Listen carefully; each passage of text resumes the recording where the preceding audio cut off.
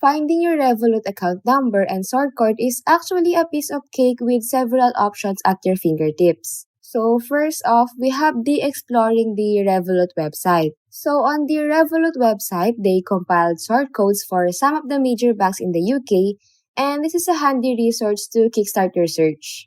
Now, if you're a tech savvy and into online banking, just simply log into your online banking account or use your bank's app, and your account number and sort code should be readily available there.